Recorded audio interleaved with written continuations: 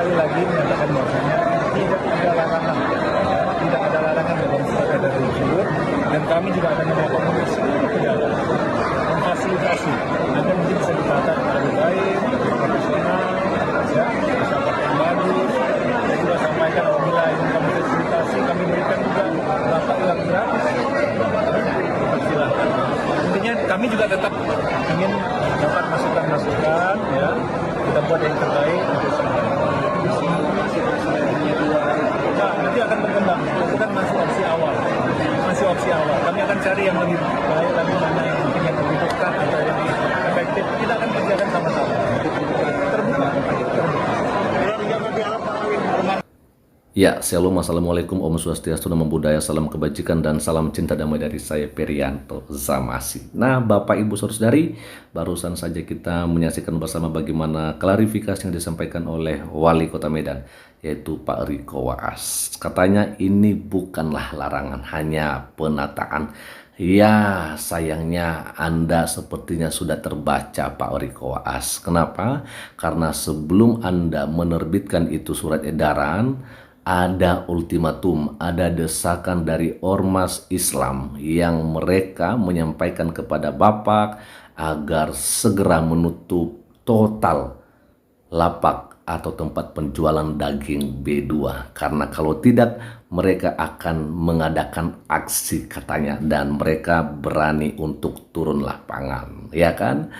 Dan itu sebabnya akhirnya Bapak pun mengeluarkan surat edaran, dan inilah yang membuat orang berpandangan bahwa Bapak takut dengan intimidasi, dengan ultimatum yang seperti itu, sehingga pada akhirnya Bapak pun mengeluarkan surat edaran secara mendadak tanpa melakukan koordinasi terlebih dahulu atau sosialisasi kepada para pedagang atau penjual daging babi. Haram mungkin untuk muslim, tetapi tidaklah haram kepada agama yang lain, termasuk agama Kristen. Nah, di sini Bapak Ibu Saudari, sebelum kita jauh menyampaikan beberapa komentar yang ada, kita akan coba lihat dulu komentar-komentar yang ada di postingan Facebook ini, ya. Ada dari Jackson Sibarani, jangan hanya daging babi yang dilakukan penataan, limbah ayam potong juga mengganggu. Itu dibuang langsung ke parit. Jadi pemimpin yang arif, bijaksana, jangan jadi wali kota ormas agama. Setuju, ya. Ada dari Polman Bakara, jangan hanya B2, ayam potong, sapi, lembu, kambing itu juga disamakan agar setara. Setuju lagi-lagi Bapak Ibu, ya. Jadi ya jangan cuma B2 saja yang ditertibkan, yang ditata, ya. Ada juga komentar dari Anugerah Kristian Hulu, tidak mau ikut campur, tapi ingat Pak, 100% warga Nias yang ada di Kota Medan melalui setiap organisasinya 100% berjuang untuk Bapak naik. Maksudnya untuk Pak Wali Kota, untuk Pak Riko boleh menang di saat pilkada. Ya, oke. Makanya ke depan harus lihat-lihat sih siapa yang bisa dipilih menjadi pemimpin, ya. Lalu berikutnya dari Reinhard Napitupulu, tarik surat edaranmu itu Riko Waas dan buat surat minta maafmu kepada seluruh warga Medan dan medsos, ngerti kau? Oke. Dari Maruli Birong, plin-plan juga seperti Singanu. Oke, ya. Lalu ada komentar dari Jason Manihuruk, Bapak Ibu. Udah sempat emosi orang melihat tindakan tandukmu. Nggak cocok jadi pemimpin, terlalu tergesa-gesa mengambil keputusan tanpa memikirkan efek domino kebijakan yang dipaksakan oleh segelintir makhluk yang katanya taat beribadah tetapi melihat daging aja takut, ya. Kalau mau Medan tertibkan, semua ditindak, jangan atas permintaan satu kelompok. Nah, ini yang kita mau. Jadi ya semua harus ditertibkan, semua harus ditata, ya. Ada komentar dari Daniel Pelawi, ditata oke, buat sosialisasi, datangi mereka para pedagang, jangan karena tekan menekan mengorbankan sebagian warga. Medan udah kondusif, pertahankan. Dengan gaya kepemimpinan wali kota kami, merasa seperti dianaktrikan di kota Medan ini. Semua lini pembangunan, pendidikan, kami dinomor duakan. Bantuan sosial apalagi, jauh dari kami. Di 2029 akan kami suarakan kalau tidak ada perubahan. Oke, menunggu ya, 2029 masih lama sih ya. Dan ini adalah komentar terakhir yang akan kita bacakan, ada 3 ya. Dari Rismaya dulu, turun aja Pak kalau tidak mampu dan tidak bisa memimpin dengan bijak. Masa bisa membuat keputusan atas suka-suka segelintir orang jahat yang menghalangi orang cari makan dengan halal dan membuat karangan-karangan yang membuat kegaduhan yang merugikan banyak orang. Dari Joy Palbir, ya, jangan merasa kau baru naik sudah miris di langit ya. Umurmu masih sebiji jagung yang gampang dirontokkan. Dan paling terakhir dari Jani Saragih, kita tidak mau tahu, yang penting surat edaran yang dicabut. Nah, itu dia Bapak Ibu Saudari yang bisa saya bacakan dulu kepada kita semua pada kesempatan ini.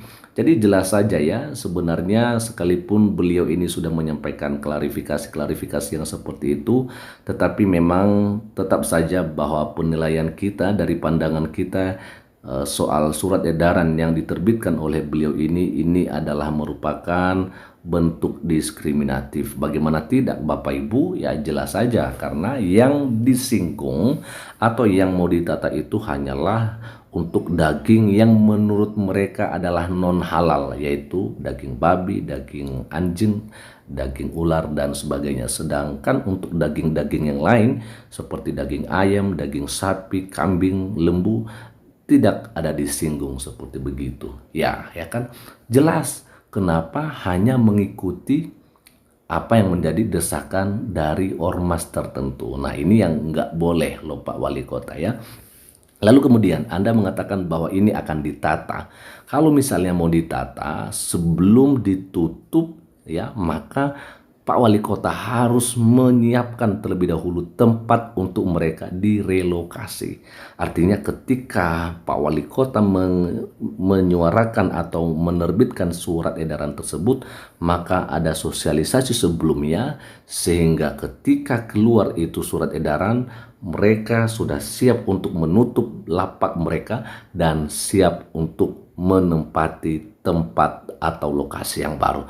Nah, ini masih belum ya kan. Kalau misalnya Anda mungkin mengatakan ada 2 lokasi yang sudah disiapkan gitu ya, maka tentunya ini sangat kurang ya.